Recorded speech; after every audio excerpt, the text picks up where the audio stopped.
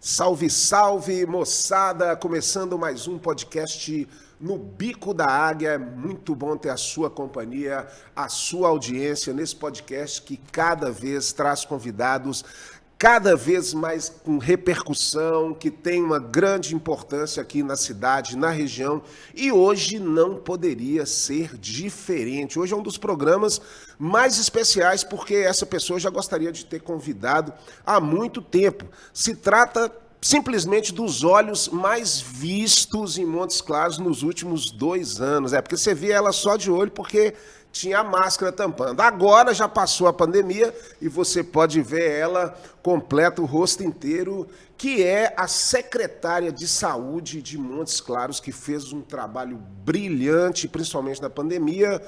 Dulce Pimenta. Dulce, que prazer estar te recebendo aqui no Bico da Águia hoje.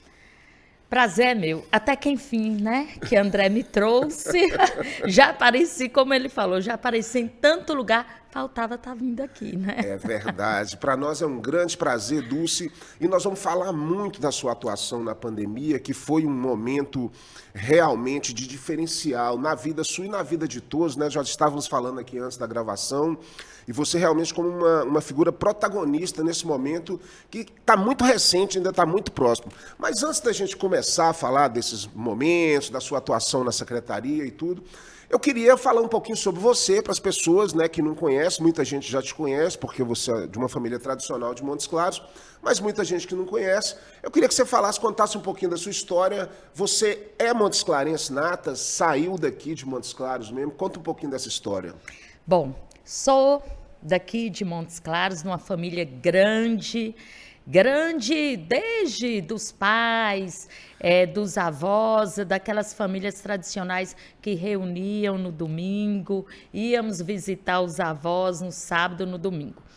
Na minha casa, eu sou filha de uma professora, Zarita Pimenta, que também vem de uma família numerosa, e de Valfredo Gonçalves, também, na época, Montes Claros, né, muito pequenos, muito pequena, quem daquela época eles se conheciam. Na minha casa, somos 8 irmãos, por parte de pai e mãe, e eu ainda tenho um outro irmão por parte de pai. É uma família grande, numerosa, e daquelas que quando o pai ia chamar a atenção, chamava de todo mundo. E a gente, mas não foi eu não, pai, é para todo mundo. É verdade. Morei aqui durante muito tempo, e na minha época, a gente falava naquela época, científico, né? Hoje é ensino médio. É verdade, sou dessa época aí. No último ano, terminando, eu fui para Belo Horizonte. Sim. Fiquei lá e fiz também pré-vestibular em Belo Horizonte. E eu sempre quis estudar na área da saúde. Certo. A família da minha mãe era interessante. Na cabeça deles, eles tinham que ter, primeiro, número 1, um padre em uma geração. É impressionante como esse negócio do padre na galera antiga é uma coisa, né, que as famílias tinham, né? Tinha. Essa onda. A família Pimenta tinha isso. Tinha que ter, em uma geração, tinha que ter um para ser padre. E isso né, foi durante muito tempo. Tinha que ter também um advogado. Olha que interessante. A formação ali, né? O padre, o advogado. E um médico. O médico não Eu poderia brincava deixar. muito com mamãe, eu falava, ô mãe, mas essa família é esperta, viu? Primeiro tem que ter o padre para quando a gente morrer, pelo menos tentar salvar a alma da gente, né? Dos parentes. O advogado, se a gente fizer alguma coisa errada, pelo menos tenta livrar da cadeia. E o médico, para pelo menos tentar ver das saúde. doenças. Então ela não estava errada não, né? Não. Mas estava faltando uma profissão aí, né? Mas da área da saúde eu sempre quis fazer. Isso sempre foi um sonho. Mas eu queria estudar fora. E aqui em Montes Claros não tinha odontologia, mas tinha medicina. É verdade. Então, se fosse para mim ser médica, eu tinha que ficar em Montes Claros. A opção era ficar aqui, né? Mas, ô André, eu vou inclusive fazer uma confidência que ninguém nem sabe. Não tem ninguém assistindo, você pode contar, fica então à vontade. Vou. E eu espero que fique entre a gente. Só nós. Meu sonho mesmo era ser repórter. Que legal, Dulce. Meu sonho sempre mesmo? foi isso. Da comunicação, assim? Da comunicação. Gente. Eu brincava, quando criança, pegava escova de cabelo, fazia de microfone para ficar entrevistando as pessoas. Acho que então por isso que você se deu tão bem nessa gestão toda, nessa visibilidade toda. Eu acho que tem a ver com isso. E mamãe e papai falavam, de jeito nenhum vai ser repórter, não. Eu não conheço nenhum repórter sério. Olha só, gente. Mas é difícil, eu sofri isso, que eu fiz publicidade e na comunicação também. Meu pai, que faleceu em 2017, eu não sabia nem qual era a minha profissão. Eu falei, faz um negócio aí, umas propaganda e tal, e não sei o quê. A galera tinha dificuldade. Mas antes era assim, hoje não, tem um reconhecimento. Não, mas antes, inclusive, nem precisava da formação. É verdade, não é verdade. Precisava dessa formação. Não. E na cabeça do meu pai e da minha mãe, tinha que ter estudo. Sempre, né? Então, para eles, assim, eu ser repórter não vai estudar. Vai ficar ali trabalhando numa rádio, em alguma coisa. Então, eles falaram, de jeito nenhum, você vai estudar. O que você quiser fazer depois é por sua conta. Então, por conta disso, eu fui morar fora, né? Você morou em Belo Horizonte para fazer o pré-vestibular, né? Foi. Eu fiz aquela pergunta, até foi para o Vitor Hugo, que teve aqui. Você fez o pré-vestibular no Pitágoras? Foi. Ali na esquininha ali da Álvares Cabral ali? Isso, cara, isso. Eu passei por ali também. Ali era um cursinho que foi, assim, um dos principais de Belo Horizonte, um momento muito bacana e passava mesmo. Quem fazia aquele cursinho ali passava no vestibular. Era referência, né? Para quem morava lá e para o interior também. Quem ia era para estudar lá. Com certeza. Né? Aí fiz vestibular em Diamantina e em Valadares. Em Diamantina foi uma época que estava em greve a faculdade. A federal. E por estar em greve ficou-se meses. Aí eu fui para Valadares, né? Tinha passado lá e fui para Valadares, estudei lá. E tenho amigos, até hoje, depois de tanto tempo de formada, até hoje a gente se encontra. O que é mais calor? É Valadares ou Montes Claros? Você que conhece as duas regiões? Ou eu equivale? acho Valadares. Valadares é mais quente ainda? Eu acho Valadares. Gente, aquela pedra... Aquela pedra quando esquenta e quando o sol se põe, o calor não o calor não ameniza. Por mais que tenha o rio passando, o Rio Doce, mas essas cidades todas ribeirinhas, elas têm um abafamento assim, Tem. Né? Que fica muito calor. Eu acho, inclusive, que aquele rio, eu morei muito, em Valadares tem uma região chamada Ilha dos Araújos. Foi um bairro que foi construído, o rio, quando com o tempo foi baixando, e essa ilha apareceu. Sim. E foi construído um bairro lá muito chique, olha só, de mansões. E aí teve uma grande enchente em Valadares. Gente, que história interessante. As mansões foram destruídas, móveis, perderam tudo. Que loucura. As pessoas que construíram as mansões lá voltaram, construíram outras casas e alugaram aquelas casas. Só que alugaram, quem era da cidade falou assim, lógico que eu não vou morar lá. Para chegar em janeiro, eu saí com uma trouxa de roupa na cabeça, saindo correndo da água. Quem alugava? Estudantes. Estudante ia morar lá no risco. E era interessante que aí os estudantes ocuparam a Ilha dos Araújos, que é esse bairro, com mansões. Então a gente morava em mansões, baratíssimo, aluguel. Que história interessante, Dulce. Aluguel muito barato. Olha e a gente só. fazia festas, época, né? Universitária muito boa. Bom demais. E a ilha era de repúblicas, né? Grande maioria. Interessante. Grande maioria. É interessante essa questão né, pela própria música Sobradinho do Sai Guarabira, que fala, né, da barragem Sobradinho, que inundou todas aquelas cidades que existiam e agora, porque como secou, tá tudo aparecendo novamente, né? O sertão vai virar mar e o mar vai virar sertão. Lá, a Ilha dos Araújos virou Rio e depois virou República de Estudantes. Mas muito interessante. Aí, formei e logo quando eu formei, eu fiz alguns concursos e passei nos concursos que eu fui fazendo, Sim. eu passei e fui morar no estado da Bahia. Ah, que legal. Eu passei lá no concurso do estado. Para trabalhar já com odontologia. No estado da Bahia, eu passei para trabalhar como auditora de serviços. Ah, entendi. E passei em 2 municípios e escolhi ficar em Vitória da Conquista. Ótimo. Por que Vitória da Conquista? Eu podia conciliar os dois. Como eu passei em primeiro lugar no governo do estado da Bahia, eu podia escolher a cidade. Aí eu escolhi Vitória da Conquista e também trabalhei na prefeitura. E lá, em Vitória da Conquista, quer dizer, estava já iniciando essa organização, né, do serviço público. Foi importante para você essa experiência, né? Demais, muito importante. E depois, André, eu fui por... eu não acredito muito no intestino, não, mas a gente vai arrumando a vida da gente e as coisas vão aparecendo, vão encaixando. Eu vinha muito a Montes Claros. E vinha assim, às vezes eu vinha... em um mês eu vim todos os finais de semana. Minha família são 8 irmãos, mas muito unidos, com mãe, com pai. A gente estava passando por algumas dificuldades na época. Sim. Separação do pai e a mãe. Mamãe é de uma família tradicional.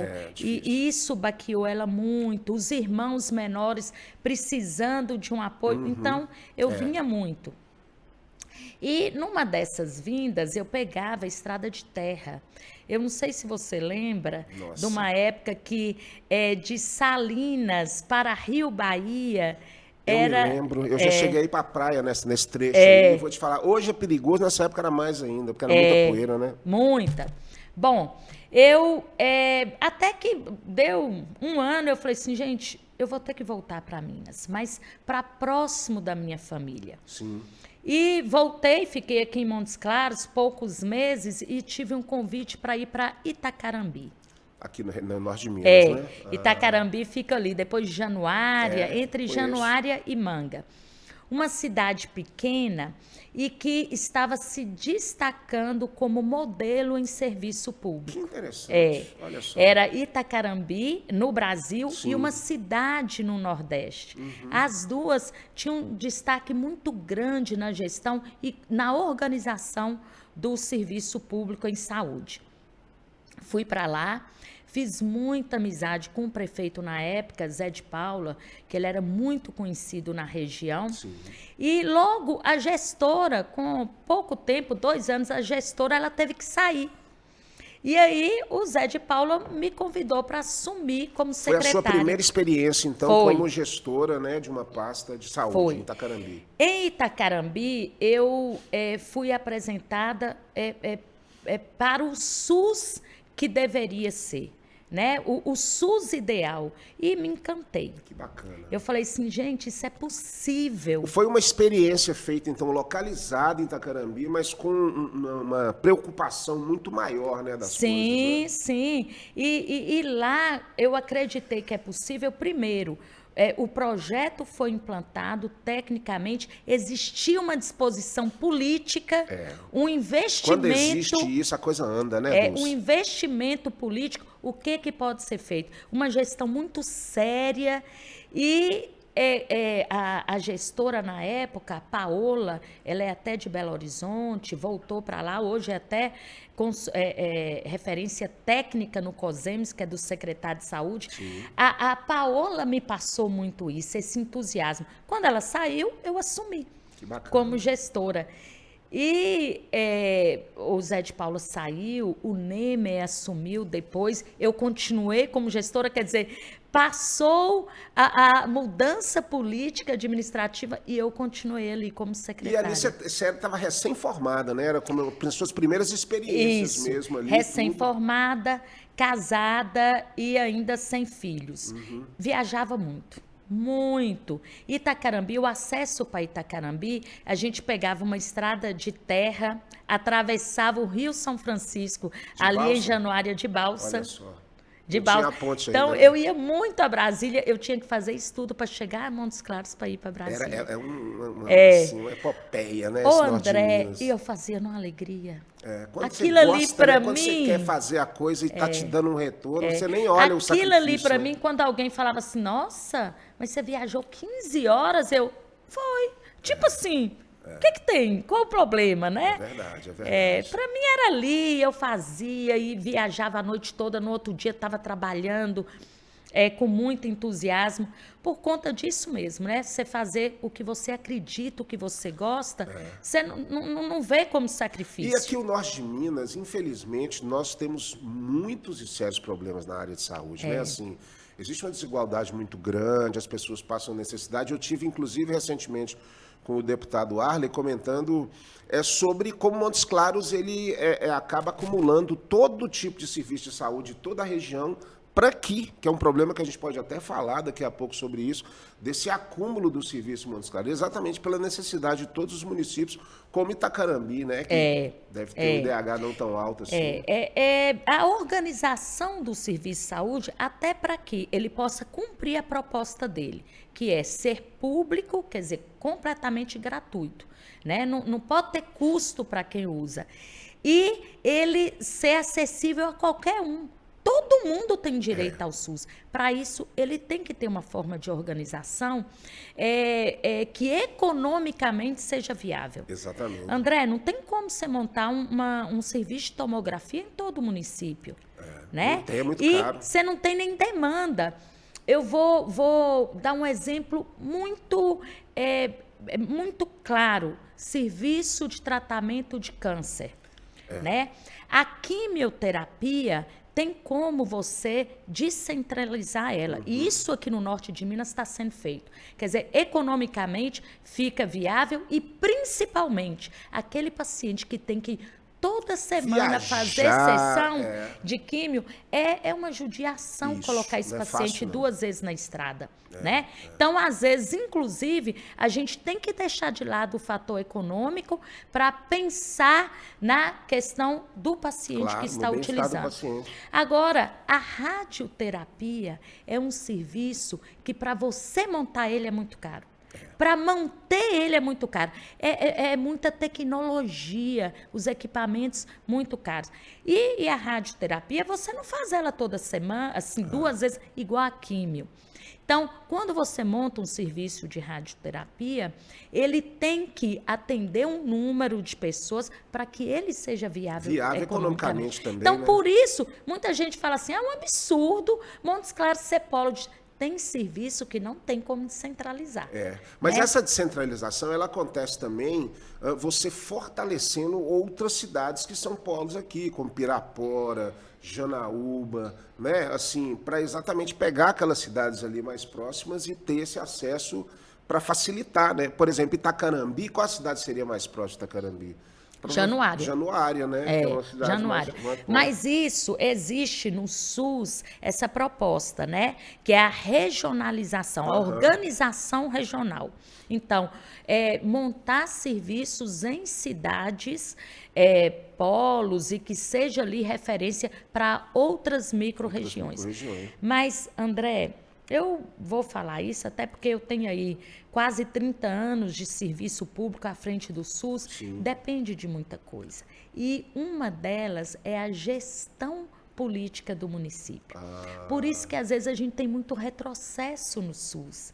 Então, você organiza o serviço de saúde ali no município, coloca para funcionar bem, e aí entra um prefeito e... Muda todo o esquema, né? Eu já ouvi até alguns convidados falando, até sobre o SUS também, nós já tivemos médicos aqui, sobre a remuneração, né, do SUS que se paga para os médicos pelas cirurgias, que é uma coisa assim...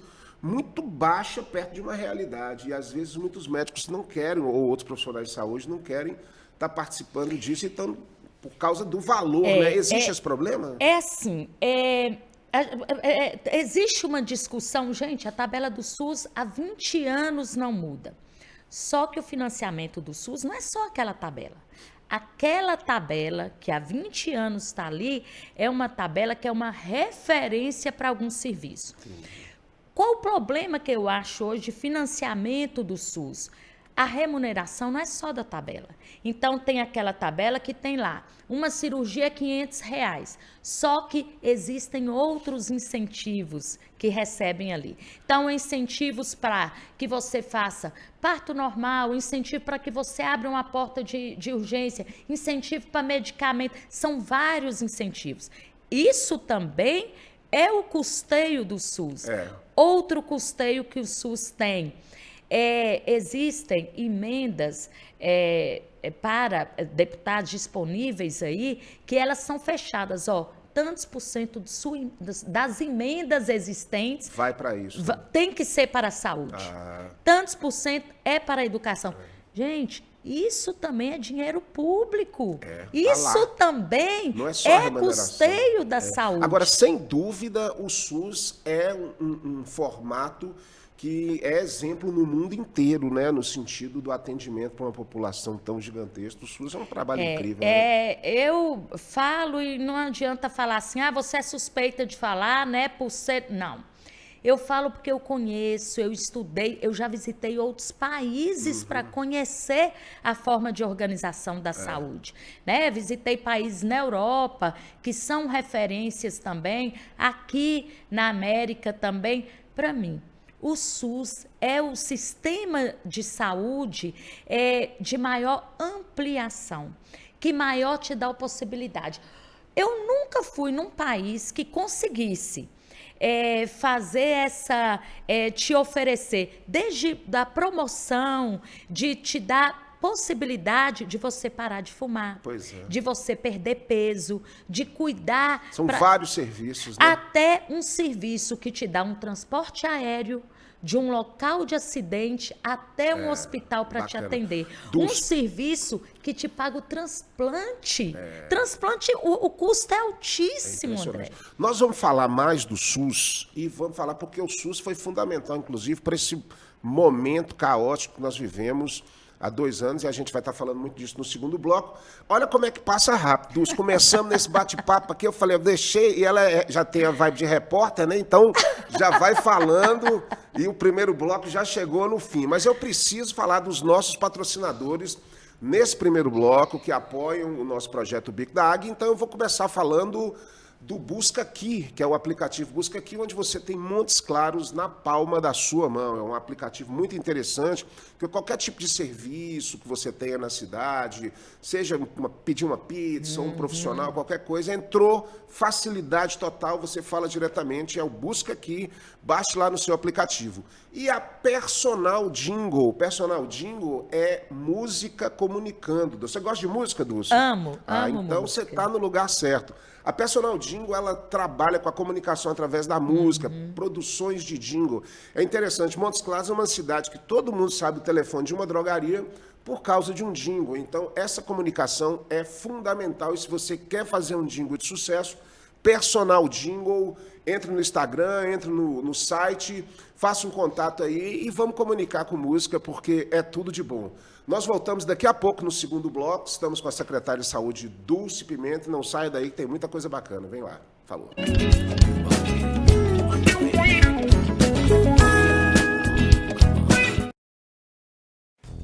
Ei, você é de Montes Claros? Então pare de perder tempo. Quando buscar por empresas e serviços, busca aqui.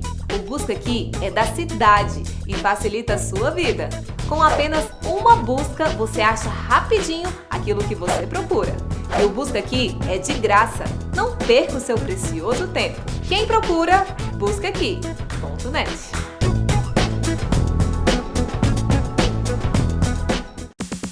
Tudo ao vivo, a mais moderna e completa estação de transmissão de eventos e produção multimídia do norte de Minas. Dispomos de equipamentos Ultra HD e profissionais qualificados para garantir o máximo em qualidade nas suas produções e transmissões em tempo real.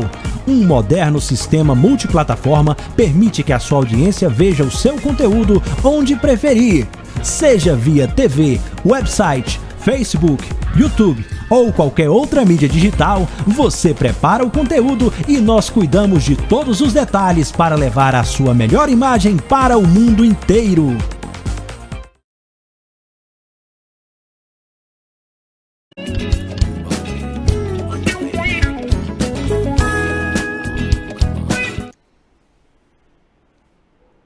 Estamos de volta com o podcast No Bico da Águia. Muito bom ter a sua companhia, você que nos acompanha aí pela Vim TV, canal a cabo, e também pelo YouTube. O nosso podcast está muito legal, a cada semana trazendo um convidado super especial e hoje, claro, trazendo essa pessoa que eu já gostaria de ter trazido há muito tempo, mas as agendas são muito complicadas e tudo mais, mas deu certo agora, nesse início de setembro, quando entrar setembro e a boa nova andar nos campos, né, Dulce? Como diz o nosso querido Beto Guedes.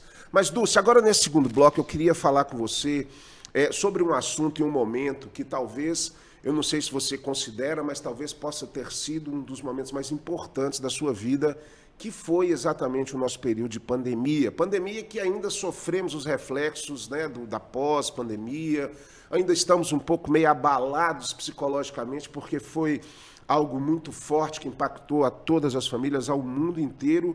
E você, na qualidade de secretária de saúde de um município de mais de 500 mil habitantes, quase, assim, não sei a população de Montes Claros, mas já beira isso aí, mulher, né, mãe, teve esse pulso firme de estar sendo, vamos dizer, a responsável pela condução, juntamente com o prefeito Humberto Souto, mas você ali na frente do processo da saúde. E eu queria que você falasse um pouquinho sobre essa sua experiência na pandemia. Você, como eu já brinquei no início, é um dos olhos mais vistos de Montes Claros, porque ela estava todo dia na televisão falando, dando informação sobre vacina, sobre liberação, sobre decretos. Foi uma loucura total, né, Dulce? Está muito próximo ainda, mas o que você pode dizer desse momento, dessa sua experiência que deve ter enchido a sua vida como uma guerra mesmo, né? A gente coloca a pandemia como um estado de guerra, né? Eu falo que a pandemia foi um momento que para o mundo foi um divisor de águas, né? Eu acho que nenhuma das pessoas vivas hoje no mundo passou por uma situação dessa, que abalou a todos, né?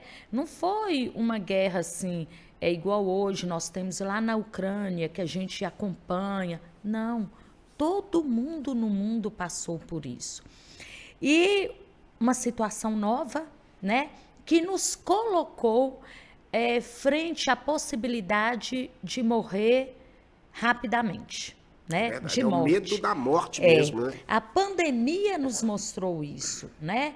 Que, olha, qualquer um de nós, rico, pobre, com a situação, não tínhamos para onde correr, né? Ela estava chegando a todos os países, todas as camadas sociais. Chegou aqui, né? No Brasil, se a gente for lembrar, a pandemia ela teve início em 2019, na China, na Europa. Quando chegou no Brasil, a gente já tinha aí vários países que já tinham se alastrado, muitos estavam em lockdown. E aqui no Brasil, a decisão do lockdown, quer dizer, de parar tudo e tentar manter o mínimo de pessoas circulando, foi só para que tivéssemos condições de organizar o serviço de saúde. Então, tem gente que fala, é um absurdo, fizeram lockdown, para quê? Depois teve que abrir. O SUS, no país, ele tinha ali os atendimentos e é um serviço que a demanda é maior do que a oferta. Não tem jeito. Antes da pandemia, a quantidade de cirurgias que tem na fila é maior do que a capacidade do sistema. Você imagina quando aumentássemos aí 300%. Foi um absurdo. Que era a demanda da pandemia. Nós vimos isso em outros países. Então, nós tentamos, foi retardar a chegada, né, e o pico, para que pudéssemos abrir leitos de UTI, comprar medicamentos, ter condições de comprar os equipamentos necessários. Esse foi o objetivo do lockdown. E eu falo que o dia que eu assim, não vou esquecer foi, decretamos o lockdown. as notícias já corriam o mundo, né? E aí junta os fake news, né, André? Não, aí eu nós me vivemos lembro de uma imagem que passava na mídia, no Japão, as pessoas andando assim, aí caíam. Caindo na rua, Falava, mortas. ó, é o Covid. Nossa Olha como é Senhora. que tá matando as pessoas. Quer dizer, a gente não sabia se era assim. Eu olhava e falava A assim, guerra de informação, né? eu olhava aquilo ali e falei, meu Deus, não é possível. Bom, e aqui, quando decretou o lockdown, no outro dia, quando eu saí para trabalhar, que eu vi, André, a cidade toda parada. Loucura, né? Eu passo ali na Avenida Sanitária e era uma disputa, aquele quantidade de carro levando criança na escola, indo para a faculdade, tudo, naquele momento de pico às 7 horas da manhã. Não tinha ninguém. A Avenida Sanitária era uma avenida onde muita gente anda e corre de manhã. Não tinha uma viva É aquela alma. cena de fim de mundo, né? Dos filmes que a gente vê. André, né? a sensação que eu tive é que eu estava no mundo pós-apocalipse. Pós-apocalipse. esses Aquilo ali filmes. me deu uma angústia Mas deu tão todos. um medo. Eu me O lembro- medo não foi de morrer, nem nada. é Foi da o situação. medo de, meu Deus, tá na minha mão. Eu vou ter que dar um jeito e organizar isso aqui para que volte Eu me lembro que eu estava no Pitágoras, que eu dou aula lá no curso de publicidade, e o lockdown foi numa manhã, assim, mais ou menos umas 10 horas da manhã. Eu lembro o diretor do Pitágoras falando assim, aqui, ó, tá todo mundo dispensado, vai todo mundo embora, vai todo mundo para casa. A gente sem entender o que estava acontecendo. E aí aconteceu exatamente isso. No outro dia já estava essa loucura toda e esse medo, né, assim, nas famílias. Na minha casa, por exemplo, eu fui o único que não peguei Covid lá em casa, acho. Mas todo mundo pegou. E quando as pessoas pegavam, você ficava com medo da pessoa morrer realmente, porque você não tinha nenhuma informação mais E você exata disso. imagina os profissionais de saúde que tiveram que continuar trabalhando e que tinham em casa filhos, pais idosos ou marido com comorbidade. Mas aqui em Montes Claros também teve um diferencial. Antes da pandemia, o primeiro sinal que nós tivemos aqui foi quando chegou um estudante de medicina no HU, no Hospital Universitário, com sintomas Foi gripais. o primeiro? Não foi o primeiro paciente. Só que na hora ligaram para a TV. Não ligaram para a secretária, ligaram para a TV. Esse rapaz, ele estava vindo de uma viagem com sintoma gripal. Já tinha casos no país. Aqui na nossa região, não. Aí falaram, ó, chegou um rapaz aqui estudando medicina que estava fora e que é Covid. Foi a TV. Eu fiquei sabendo pela TV. Quando eu fiquei sabendo, gente, e aí foi E a velocidade do negócio, né? André, teve gente que abandonou o plantão. Com medo, De né? medo. Porque chegou um paciente Eu lá me que lembro, podia no estar... início, não sei se você se lembra desse detalhe, que o governo brasileiro trouxe uns brasileiros da China para Goiás no avião. Sim. E os caras, assim, eram igual leprosos. Os caras andaram, ficaram isolados no hotel. Cara de e não sei o quê, uma quarentena. quarentena, você observando isso. Deu um, deu outro. Essa época, olha para você ver como é que o negócio é doido. Eu moro num prédio ali, perto do HU. E lá da minha área, lá de cima, eu consigo ver o HU. Quando chegou esse primeiro paciente de Covid, eu olhava para o HU assim e falava, meu Deus, o cara tá aqui pertinho. Eu tô vendo o HU daqui, esse negócio, se Esse vier trem vai pelo vir ar pra e cá, cair vai aqui em cima de voando. mim. Mas, cara, a gente ri hoje, mas foi muito tenso.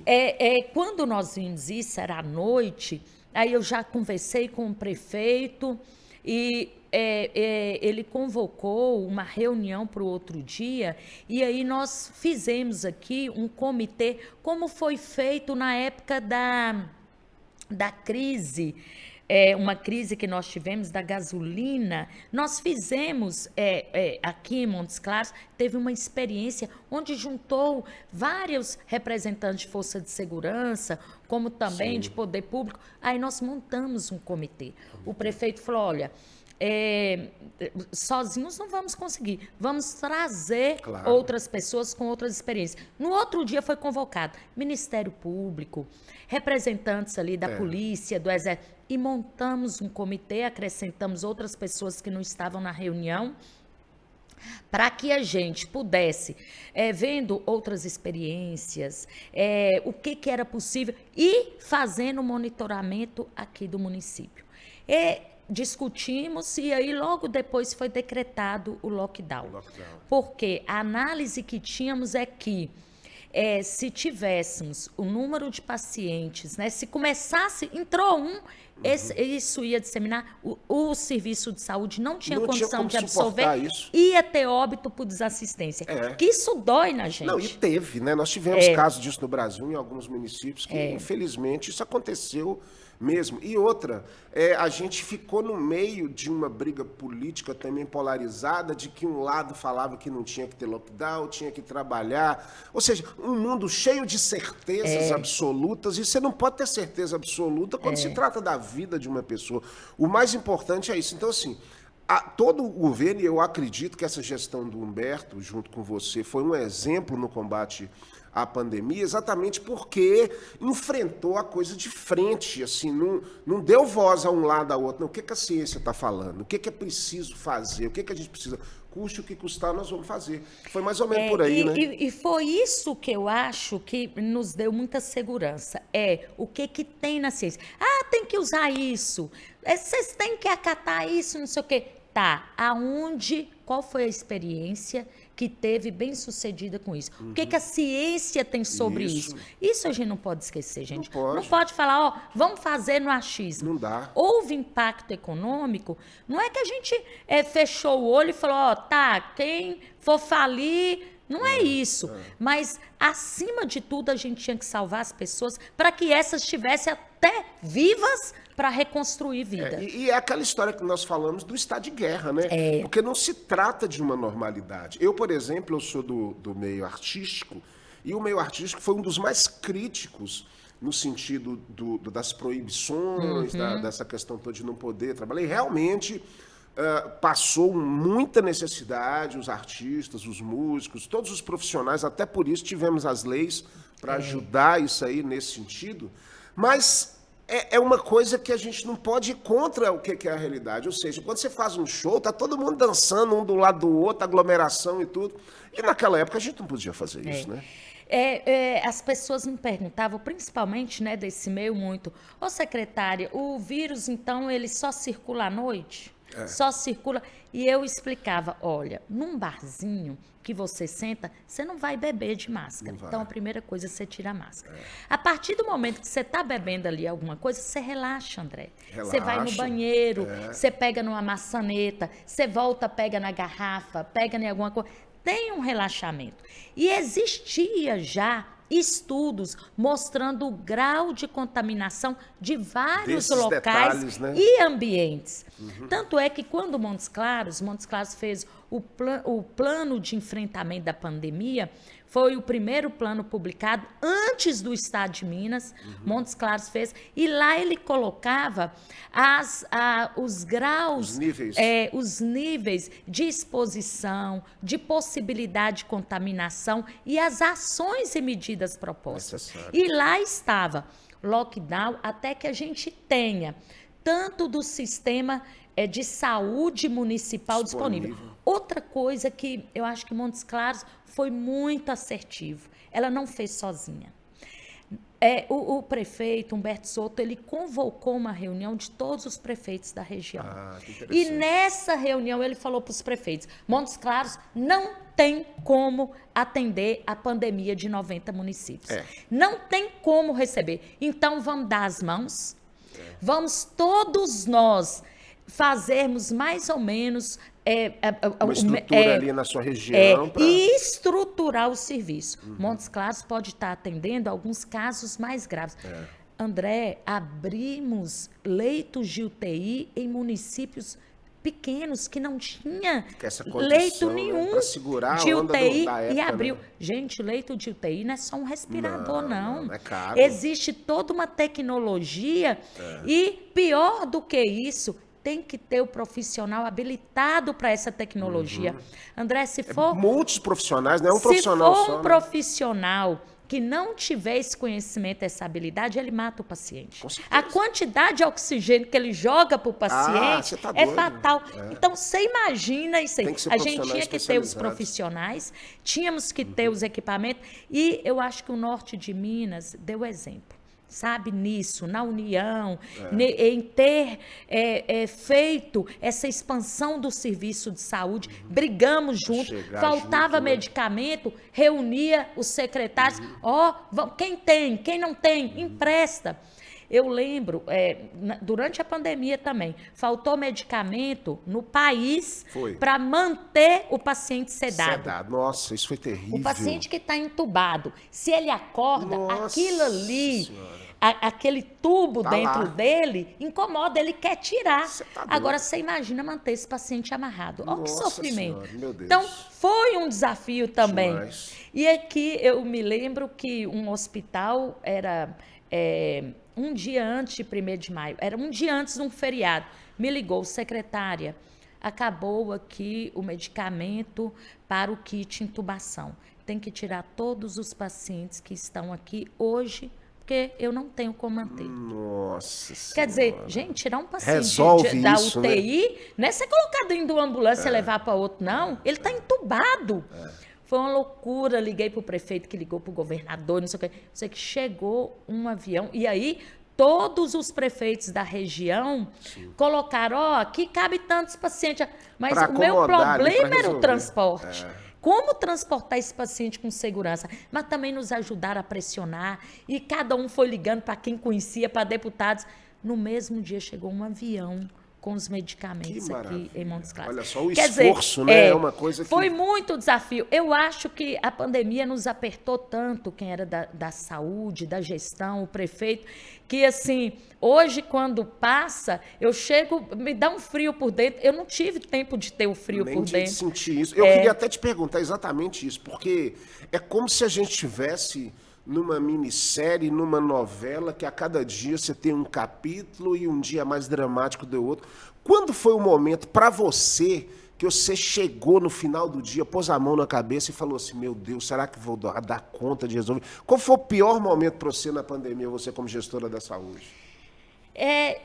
Todos os dias era um desafio. Eu acho que o pior dia que eu tive foi, a gente trabalhava até tarde e dávamos plantões mesmo na secretaria, até 10, 11 horas da noite. E teve um dia que nós tivemos uma reunião até tarde, era até meia-noite, e no outro eu tinha que estudar muito algumas coisas que nós pegamos de medicamento, de tratamento. E aí eu fui ficando na secretaria. Acabou que eu dormi lá num sofá. E eu acordei, era 3, 4 horas da manhã, e aí eu me vi sozinha num prédio escuro, o prédio antigo, né? Sim. E eu não tive nem medo ali da solidão, não. Mas aí eu me vi sozinha e pensando... Sozinha pensando em tudo que estava acontecendo, no contexto, né? Todo. No contexto todo, em pessoas que estavam morrendo, não por desassistência, mas ali dentro. E aí eu me perguntei assim, o que mais eu posso fazer? O que mais...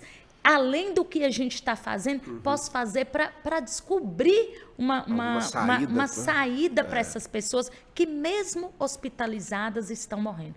Esse dia eu me senti muito pequena, né? De assim, tem que ter alguma coisa mais que eu possa fazer. E a gente precisa do dia passar, do outro dia chegar, da esperança vir no novo dia, né? Porque é sempre assim, às vezes você está desesperado, mas nasce o dia, nasce também uma possibilidade de esperança. Essa polêmica, vamos dizer, que também acabou entrando na briga ideológica e tudo, desse tratamento que eles chamam de tratamento preventivo, que o presidente adorava falar, cloroquina, não sei o que e tudo. O que você acha dessa situação? Assim? Aqui Montes Claros usou isso, não usou? É algo realmente que ficou só nessa seara política mesmo, desse embate? Olha, o Ministério da Saúde colocou... A Covid foi uma doença nova. A gente não teve anos de estudo para falar esse medicamento funciona, esse não funciona. Então, no início, o que o Ministério da Saúde fez? É um ato médico. O tratamento, a opção de tratamento é um ato médico. Por ser uma doença nova, o médico que prescrever ali um medicamento e tudo mais, e o paciente via óbito, ele não pode ser julgado por isso, condenado por isso, por ser uma doença nova. Claro. E isso nós deixamos claro aqui no município. Nós, inclusive, chegamos a publicar. É um ato médico, né? Então, os profissionais. Mas nós criamos aqui um grupo de estudo, onde nós pegamos todos os medicamentos que estavam sendo usados no mundo. E foram publicados muitos estudos a respeito desse tratamento precoce. Sim. E uma das coisas que a gente tem que olhar, André, primeiro, é as referências desse estudo. Quem Em são, quantas pessoas ele foi. É um estudo, tinha muito estudo ali que nós pegamos e depois nós vimos viés. Não eram Que de não pessoas era tão sérias, né? Isso tem que tomar muito cuidado. É claro. Virou uma polêmica, Virou uma guerra política, né? Chegaram a fazer reuniões pedindo que me exonerasse, Nossa. porque eu não estava apoiando, né? Hoje nós temos estudos robustos e Comprovando. sérios mostrando que não era tem eficácia. eficácia. Exatamente. Que Não tem. adianta você ir contra a ciência, né? Porque na hora que você vai precisar ser operado, você vai ter que ter anestesia, você vai ter que ter o profissional ali certinho e tudo, e não é João de Deus, né? Não dá para ser desse jeito. Então, foi assim uma situação nova e que tudo isso, qual é o medicamento? O que a gente vai entrar até com o paciente que agravou e que está ali, né, numa UTI. Então, tudo foi muita novidade.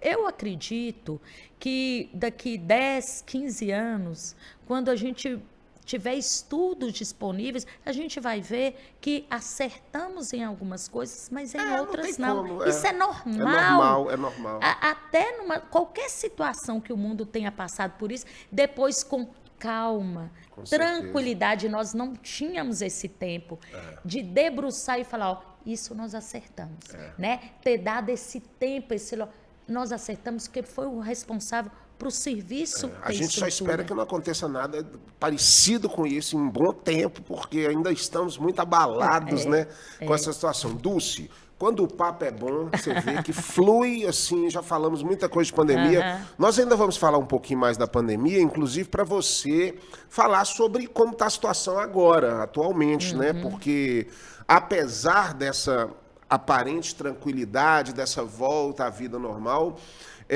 nós precisamos ter os nossos cuidados e a nossa vida, de certa forma, mudou também a nossa relação com as coisas e com as nossas preocupações, né, referentes a qualquer tipo de contaminação. Tem a varíola do macaco também, que está chegando aí, que é outro problema que a galera fica assustada. Mas disso nós vamos falar no terceiro bloco, inclusive para você falar também um pouquinho do balanço da sua participação na Secretaria de Saúde.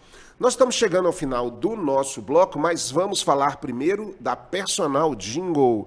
Personal Jingle, comunicação através da música. É muito legal. Inclusive agora a Personal Jingle está fazendo jingles para os candidatos políticos. E o pessoal da Personal brinca que se fizer jingle com a Personal já está eleito. Humberto Souto fez. Todos os jingles do Humberto Souto são feitos com a Personal Jingle. Então, sua empresa quer se comunicar, entre em contato com a Personal Jingle. E claro, o nosso aplicativo Busca Aqui, que é um aplicativo aqui do nosso querido Danilo Campos, que é um projeto muito bacana aqui para Montes Claros, né?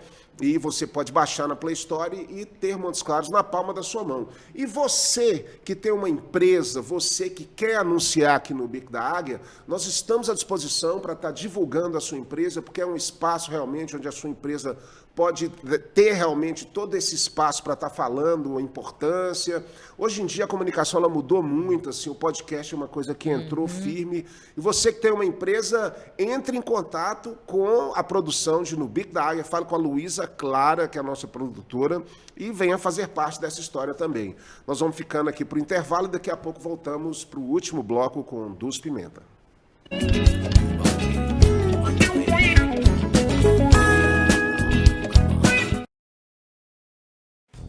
Ei, você é de Montes Claros? Então pare de perder tempo. Quando buscar por empresas e serviços, busca aqui. O Busca Aqui é da cidade e facilita a sua vida. Com apenas uma busca, você acha rapidinho aquilo que você procura. E o Busca Aqui é de graça. Não perca o seu precioso tempo. Quem procura, busca aqui.net.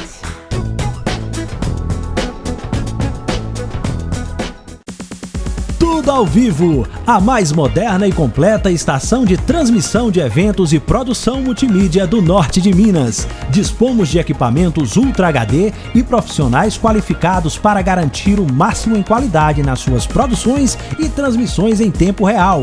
Um moderno sistema multiplataforma permite que a sua audiência veja o seu conteúdo onde preferir, seja via TV, website, Facebook, YouTube ou qualquer outra mídia digital. Você prepara o conteúdo e nós cuidamos de todos os detalhes para levar a sua melhor imagem para o mundo inteiro.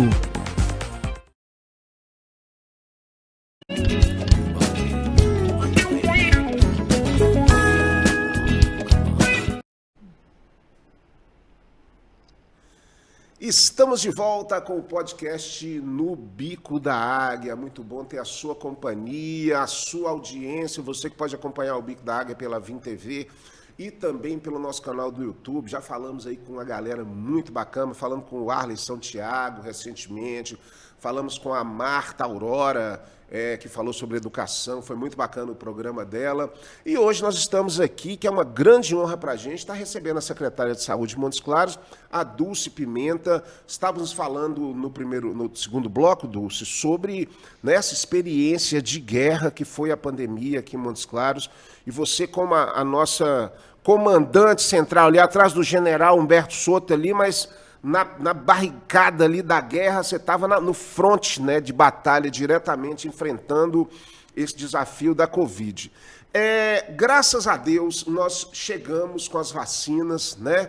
E Montes Claros foi um exemplo das vacinas, porque chegou em tempo hábil. Eu me lembro que foi uma mobilização muito grande. Eu me lembro de tantas entrevistas que você deu ali no estacionamento do shopping, que foi o início ali, a galera toda vacinando. Esse período de vacina foi bem... Como é que está esse balanço da vacina aqui em Montes Claros? A população está realmente vacinada? A vacina chegou aqui no nosso município em janeiro de 2021. Quer dizer, a pandemia começou em 2020, ficamos aí por meses, né, tentando esse enfrentamento através ou de barreiras físicas, né, de alguma proteção ali individual, a economia começando a retomar. Já não tínhamos mais lockdown, então várias atividades tinham já retomado. E com isso, aumento do número de pessoas contaminadas. Então, em janeiro, chegou aqui a vacina em Montes Claros. O primeiro lote de vacina que o Ministério da Saúde disponibilizou foram para os profissionais de saúde. É verdade, eu me lembro aqueles disso. Que estavam na linha de frente. Com detalhe, nós tínhamos ali um número de profissionais de saúde, de 15 mil profissionais, e chegaram 1.000 e poucas vacinas. Quer dizer, Nossa. Quem vai tomar? É quem está tratando o paciente na UTI, quem está na atenção básica, pegando os sintomáticos, veio tudo isso. E quando a gente enfrentou isso, como é que a gente vai dividir isso? Nossa. Nós vamos priorizar quem? Uma coisa que me chamou a atenção, André, quem estava morrendo de Covid. Quem estava morrendo de Covid eram aquelas pessoas com a idade mais elevada e que tinha alguma comorbidade. Aí, mas eu também tinha que ver aqueles profissionais que estavam se colocando em risco desde o início da pandemia. É verdade. Então, o que nós fizemos? Nós disponibilizamos parte das vacinas para os profissionais de saúde, já era pouca, já não dava para atender muita gente, mas parte das vacinas para quem era acima de 90 anos. Sim. E que estava risco completo com ali, maior né? risco. Então, acamados, tudo isso. E, inclusive, essa informação eu passei para o Ministério da Saúde, para o Ministério Público, né? Porque a orientação é vacine os profissionais de saúde. Aí eu tive que justificar. Olha, por que eu estou vacinando essas pessoas? Porque nossos óbitos, até então os óbitos pegavam eram essas pessoas. Nessa faixa, né? Então começamos. Mas toda semana recebíamos remessas de vacina. Tivemos aqui período de recebermos 3 remessas numa mesma semana. E com isso foi andando. O interessante é que foi uma época que brigavam comigo para serem vacinados. Né? Profissionais que às vezes, olha, por que você não está vacinando veterinários? Calma, é porque ainda não tenho vacina. Mas é um absurdo. Secretária, você é dentista. Cadê Cadê a vacina dos dentistas?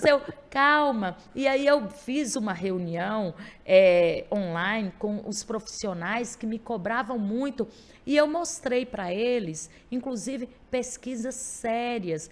O profissional de saúde que melhor usa o equipamento de proteção individual e menor chance de contágio... Tá seguro, né? É o profissional dentista, né? Que usa máscara. E isso faz parte da rotina dele. Diferente do médico e do enfermeiro que está ali numa unidade de saúde, muitas vezes sem a máscara. Sim. Né? Apesar de que o dentista tem ali, trabalha com aerosol e outras coisas. Bom, foi uma época que brigavam comigo para ter a vacina. Em julho, nós tivemos a oportunidade, conseguimos um número grande de vacinas, e aí eu até liguei para o prefeito, vamos fazer um grande mutirão e zerar isso, porque ele me cobrava isso muito. Abre sala de vacina, coloca vacina. Eu não quero vacina em geladeira, não. Quero no braço. Se chegou gasta ela em 24 horas em quem deve ser vacinado, obedecendo aí as prioridades. Nós conseguimos uma quantidade muito grande em junho, início de julho. Fizemos um mutirão 60 horas ininterruptas. Zeramos. Acabou todo. Na segunda-feira, eu lembro que eu ligando para o Estado, vai chegar que horas? Calma, vai chegar. Que horas? Eu vou buscar em Belo Horizonte. Tem que ter uma pressão, né? E conseguimos. Tivemos um avanço muito grande. O que eu acho interessante é que, depois que passou isso, a população, por relaxamento, a própria situação da pandemia mudou. Hoje, briga para não vacinar. Para não vacinar. E também nós tivemos muitas doses, né? Assim, você tinha que tomar 1, 2, 3 doses, a pessoa já começava a ficar meio cismada aí. Pois é outro questionamento, sabe, André? Porque um dos questionamentos mas essa vacina, em 1 ano desenvolveram uma vacina, né? Mas só que não era isso, eles já estavam pensando isso. Gente, primeira coisa, há 30 anos atrás, para desenvolver uma vacina, era a ciência... era de um jeito. Hoje a tecnologia ela está lá na frente. Não tem como você pensar da mesma forma. Outra coisa, André, desenvolver uma vacina, por exemplo, de sarampo, né? Vacinas que às vezes são emergentes ou que têm surtos em países pobres, é uma coisa. Essa doença pegou o mundo, países ricos. Foram abalados, ricos, impactados. E que teve óbitos. Não conseguiram salvar as pessoas como o Brasil conseguiu. Quer dizer, esses países investiram muito dinheiro na vacina. É diferente. Eu fico assim me perguntando, olha para você ver, a dengue mata quantas pessoas no mundo? E por que a gente não tem vacina? Tem dengue em país rico? Pois porque é um problema social nosso então, aqui, né? O mundo todo estava mobilizado para conseguir uma saída. Os países ricos investiram muito dinheiro para que eles pudessem sair daquela situação e voltar à economia. Com certeza. Então, houve esse diferencial. Outra coisa também que foi a ciência, né, que hoje está diferente, como a tecnologia também.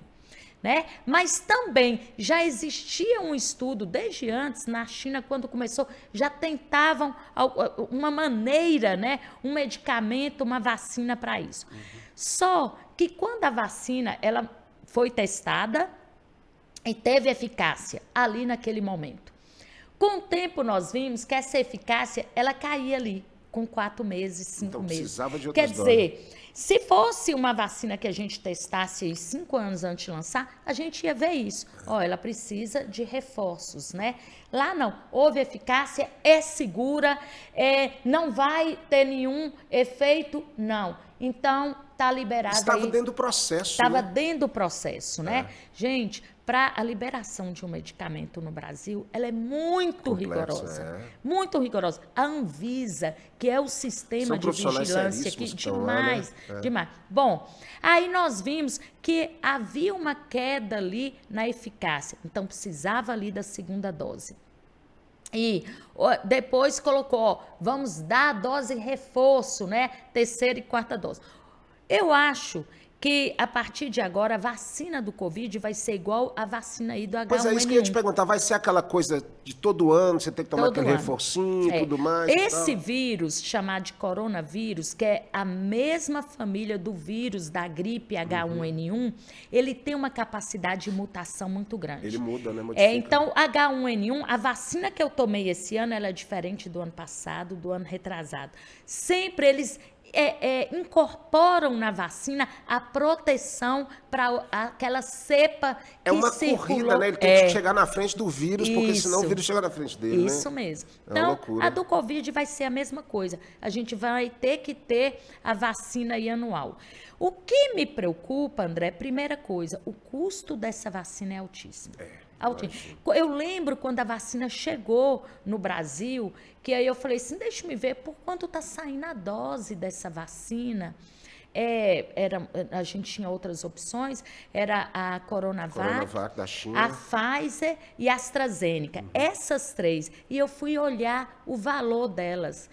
A gente paga aqui, às vezes, R$1 a uma vacina que a gente tem aqui no Brasil. A gente estava pagando $50. Nossa Senhora. $50. Que isso? Então, mas ganharam muito dinheiro com esse negócio, então, né? Eu acho que é do mercado mesmo, né? Esses países de primeiro mundo, eles tiveram investiram. Eles também investiram. Eles correram quanto tempo? É uma guerra, né? Bom, lógico que esse preço ele vai reduzindo, né? Hoje nós temos aqui no Brasil já, porque na época a gente recebia tudo de fora, ainda não tínhamos aqui. E o Brasil ele tem um know-how para desenvolver muito bom. Tem Butantan, um parque de produção, né, público. É importante colocar isso, é público, faz parte da rede SUS de fabricação de vacinas. Então, isso vai caindo o custo. Então, eu acho que isso vai ser incorporado vai entrar dentro no do nosso calendário como foram as outras, né? Anual. Eu só não sei como, por exemplo, a H1N1. Ela também não é uma vacina que é barata, né? A da meningite, a H1N1 são vacinas mais caras. Então, você vê que ela é liberada para um público específico. Então, começa para idosos, que são mais vulneráveis, profissionais de saúde, que têm mais chance de pegar. Então, eu não sei se a do Covid vai ter isso também. Né? Vai estar para aqueles grupos de maior susceptibilidade ou maior O fake news prejudica muito nessa história, né? Porque assim, é tanta falatório, assim, tanta invenção de moda, coisa que não tem nada a ver. E as pessoas assistem, escutam e acreditam naquilo, né? E o pior de tudo, né? Você lembra, no inicinho da vacina, eles colocaram até tomando a vacina, virando jacaré. Olha pra você ver. Teve gente importante que falou isso aí. Vai mudar o seu DNA e você vai deixar de ser isso. Nossa, que responsabilidade, né? É isso, Dulce, mas assim, graças a Deus a vacina existe. Graças a Deus, nós estamos virando essa página. A gente espera realmente que a pandemia seja uma coisa do passado, até porque nós já tivemos problemas também em outros momentos de pandemias, gripe espanhola, essa coisa toda. Saber dessa nossa vulnerabilidade, né, de ser humano, de que uma coisa assim, começa com uma, daqui a pouco já está todo mundo nela e vira essa loucura toda. Então a gente tem que realmente seguir em frente para esperar que essas coisas não aconteçam. Eu queria falar, a gente já está no último bloco, né? Falar de outros assuntos com você também, porque eu acho que podia ficar um podcast só para a pandemia. Mas a Dulce, além de combater a pandemia, ela é secretária municipal de Montes Claros. Eu queria que você falasse um pouquinho sobre a situação da saúde aqui no nosso município, né, que é um município muito grande, nós temos aí muitas UPAs, nós temos um atendimento que hoje tem elogios sobre o atendimento, inclusive tem uma UPA aí que é melhor até do que o hospital, eles falam, eu não sei se é do Chiquinho, eu não sei de onde é. Como é que está essa saúde aqui em Montes Claros? E esse problema, logicamente, que a gente já citou, de aglomerar as demandas de todos os municípios para estar superlotando aqui a saúde. Eu estou como gestora de saúde desde o início da administração de Humberto Souto. Então, ele me chamou até antes de assumir, então eu assumi no dia 1º, quando ele assumiu como prefeito. E houve um avanço na saúde, na administração muito grande. Tanto de ampliação ali das equipes que estão, a gente chama de equipe da atenção primária, equipes básicas, onde é a porta de entrada para o sistema, como também na estruturação. André, as unidades de saúde, eu falo isso, eu sou servidora efetiva, eu trabalhava lá, estavam depredadas. Né? Tinha consultório ginecológico que tinha buraco na porta. Como é que você fazia um exame de prevenção numa mulher com essa exposição? Então, nós tivemos aí como desafio reconstrução da estrutura física, contratação de profissionais. Quando assumimos, a gestão dos hospitais estava com o Estado. Isso aí, 2 anos depois, conseguimos negociar e trazer essa gestão para o município, porque com isso a gente tem essa negociação direto com os hospitais. Então, houve todo essa corrida de investimento para que a gente conseguisse organizar a saúde, graças a Deus, porque isso foi um diferencial na pandemia, ter uma estrutura para receber toda essa demanda, já organizada. Bom, aí a pandemia agora, né, eu falo que a pandemia mesmo, que é aquele surto, aumento do número de casos, que é o caso de emergência em saúde pública por conta do Covid, passou. Mas deixou aí, né, um legado positivo, mas também deixou um preço aí para gente, muito grande. E isso é no país. É o desafio do SUS agora. A gente já tinha um sistema de saúde onde a demanda que tínhamos por saúde, e quando eu falo saúde não é tratar doença, né? É desde a demanda da gente ter que correr atrás de serviços de promoção e de prevenção para evitar a doença, como aqueles que já adoeceram têm que ser assistidos. Essa demanda é maior do que a oferta que nós temos. Isso antes da pandemia. Imagine pós-pandemia. O pós-pandemia, além do país ter aí como desafio, nós ficamos quase 2 anos com cirurgias eletivas, paradas, aquelas cirurgias, né, que podem ser programadas, paradas. Essas cirurgias estão se transformando em urgência. Agora. Os prontos-socorros no país estão abarrotados. Por quê? Quem tinha ali uma hérnia, vou citar um exemplo, ela encarcerou, ela está entrando ali, quem estava ali com um problema renal, está entrando. Então, esses casos, que às vezes era eletivo, a gente estava conseguindo administrar e marcar, estão entrando pela urgência e emergência. Temos uma fila de eletivas imensa no país e com uma estrutura ali. E eu falo muito, o Humberto Souto fala assim comigo, quanto você precisa para zerar essa fila? Ele é brutal. Quanto que é? Aí eu, prefeito, eu não preciso só de dinheiro, não. Não adianta eu ter dinheiro e não ter o hospital com capacidade, né, para fazer todas essas cirurgias. E isso não é Montes Claros, não, é país, é Brasil. Um drama do Brasil. Isso é um desafio que a gente tem. Então, hoje, a gente está correndo atrás, dando incentivo para o hospital, publicando editais, inclusive com tabela de convênio. Tabela de convênios que pagam bem, tá sendo comprados para fazer pelo SUS. E mesmo assim... Para atender toda essa demanda. E mesmo assim, a gente ainda não vai conseguir resolver isso a médio prazo. E, além disso, ainda temos aí aquelas sequelas, não só do Covid, porque o Covid, quando o comércio voltou, a economia voltou, nós tivemos aí o surto da chikungunya. Com sequelas. Tem pessoas hoje que não estão andando. Olha só. Tomando corticoide há meses, né? Também vamos ter que tratar isso, é caso de saúde.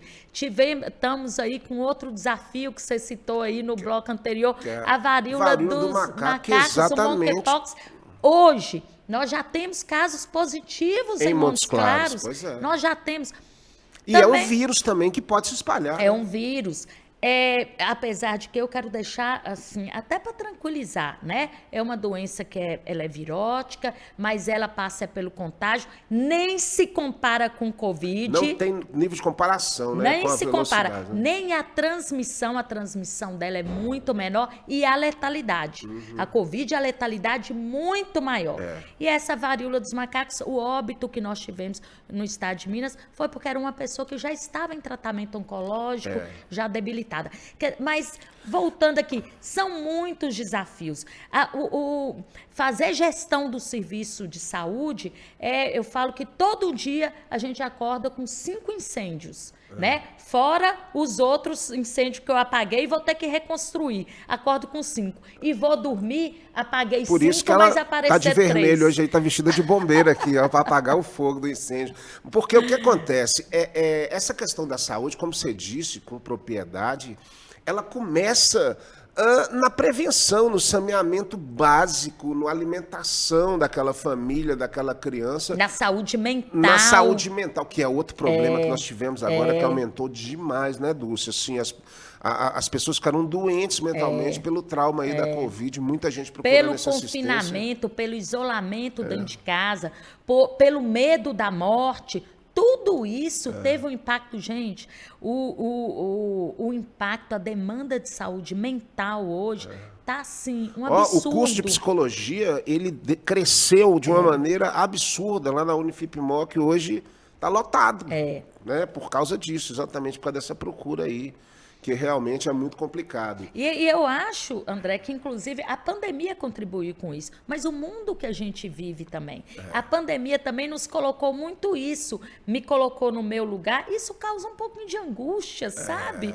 De que, gente... Você saber a sua limitação, você saber, né? E principalmente do outro, né? Porque a gente sofre com o sofrimento do outro, né? Assim, a gente vê o que acontece... E não é só pandemia, né? Os problemas são vários, né? Montes Claros, se você for andar aí por essa região, você vê que ainda tem muita coisa que precisa ser feita, mas as coisas estão sendo feitas, né, Dulce? Pois é, e mesmo com todos esses desafios, a gente tem encontrado alternativas. É como eu falei, a gente pode não conseguir resolver todos os problemas de imediato, mas estamos aí com compra, 15 milhões vão ser investidos em cirurgias eletivas, né? Negociando aí, vendo maneiras de melhorar a porta da urgência e emergência, para que o paciente não fique esperando lá muito tempo, investindo em qualificação dos profissionais. Então, tem todo um trabalho ali sendo feito, incluindo ali nas equipes o psicólogo, um profissional para estar tanto tratando dessas doenças da alma, da cabeça, como também fazendo grupos de alívio para prevenir isso. Então, existe caminho e a gente está correndo atrás disso. O que eu acho que a gente tem que tomar... inclusive, ter consciência. Tem coisas que a gente consegue melhorar de imediato. Tem coisas que a gente vai precisar de médio e longo prazo. Lembrando, a quantidade de financiamento, eu sei qual é. No início do ano, eu sei quanto de dinheiro o município de Montes Claros tem para aplicar na saúde. Lógico, e o prefeito Humberto Souto, ele aplica muito além do que o mínimo permitido, é muito além. Por conta disso, nós conseguimos ampliar e fazer todo esse trabalho, mas existe, é igual a gente administrar uma casa. Eu sei quanto é meu salário e quanto eu posso gastar. Se você gastar antes do final do mês, fica difícil no final, né? Se eu gastar e não pagar a conta de água, essa água vai ser cortada. Então, fazer gestão de saúde, né, simplificando, tem que ter isso. Eu tenho que ter uma responsabilidade financeira para me conseguir garantir serviços que são essenciais. É verdade. Então, eu acho que o prognóstico disso aí, a visão que eu tenho, uma visão otimista, ainda tem muito para a gente fazer. Você vê, mesmo diante de toda essa crise, a gente está construindo unidades, temos que estar tirando essas equipes de casas alugadas, colocando em unidades apropriadas, negociando com hospitais serviços, compra de novos serviços, abrindo outras especialidades, comprando exames que são importantes, medicamentos. Houve uma falta de medicamento no mercado, fomos para o mercado exterior procurar esses medicamentos. Correu atrás, né? É uma situação que está regularizando. E eu sou muito otimista. Eu acho que o SUS, essa preocupação de fazer um serviço público gratuito para todas as pessoas, quando a gente tem uma gestão que pensa como otimizar esse recurso, como é que eu posso aplicar Utilizar de maneira ele... correta, né? O recurso para ele ter o resultado, né? Como é que eu posso aplicar ele pensando no povo, no benefício do povo? E não, como eu te falei antes, não é só no tratamento da doença. Não é só lá no hospital quando adoece, É um não. processo que começa lá no início. Evitar até que essa pessoa adoeça ali. Você vê, hoje a gente tem atuação, inclusive, de discussão sobre alimentação. Que alimento você está comendo? Exatamente. Mas o alimento ele tem toda a relação com tudo do seu organismo, né?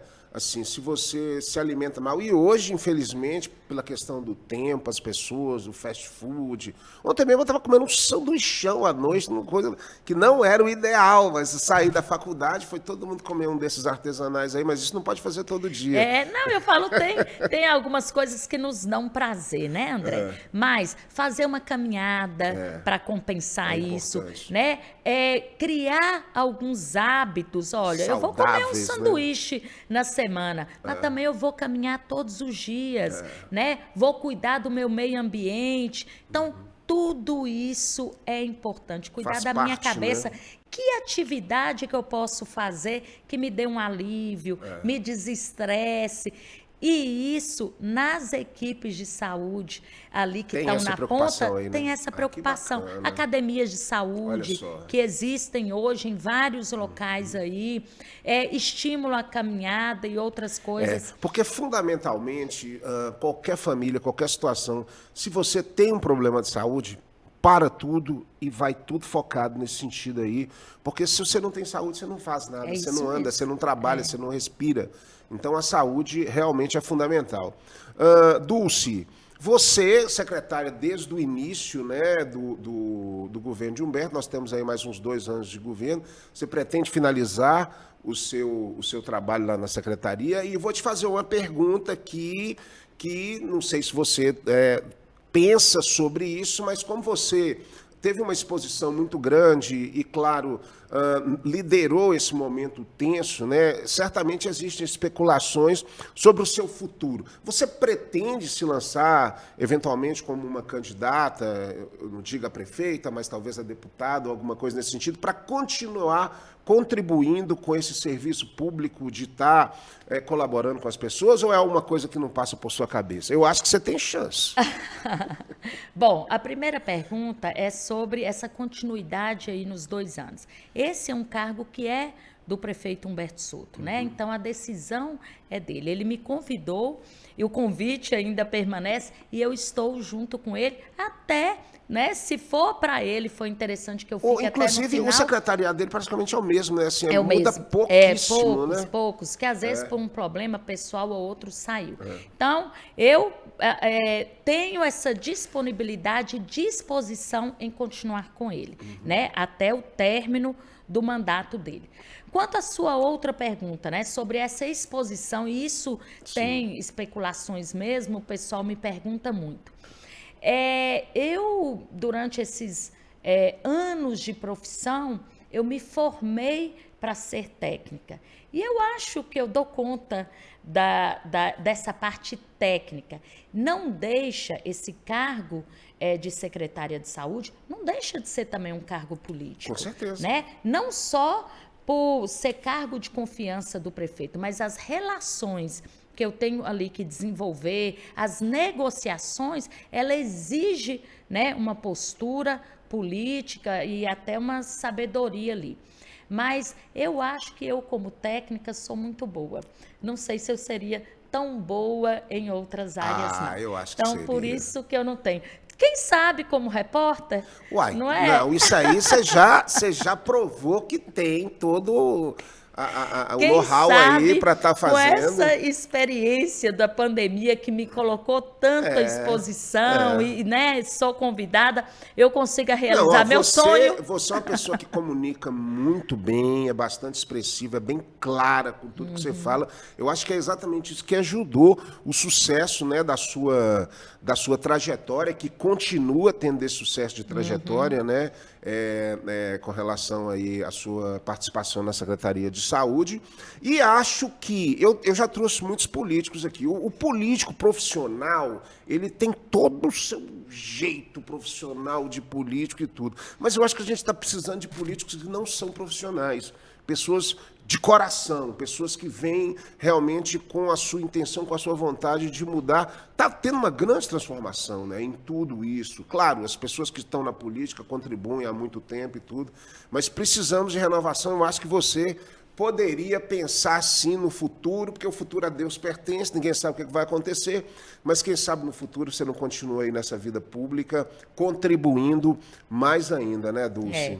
Eu acho que uma das coisas que eu aprendi trabalhando com o prefeito Humberto Soto é que ser político, ser gestor, a gente tem que fazer isso como vocação, como missão. E isso ele faz muito. O tempo todo ele fala isso com a gente.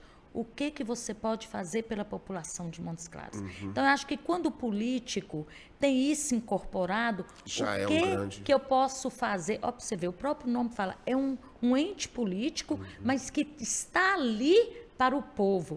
O que eu posso fazer para ajudar o povo? Essa é a grande questão. Como é que eu posso utilizar esse cargo meu para ajudar o povo? Eu acho que o maior exemplo que eu tenho de político é o prefeito Humberto Soto. Com certeza, é um exemplo para todos nós, o Humberto, na cidade que ele tem, nesse vigor, né, foi eleito com uma votação magnífica em primeiro turno ainda. E eu acompanhei o Humberto porque eu fiz os jingles dele também para deputado, antes dele ser prefeito.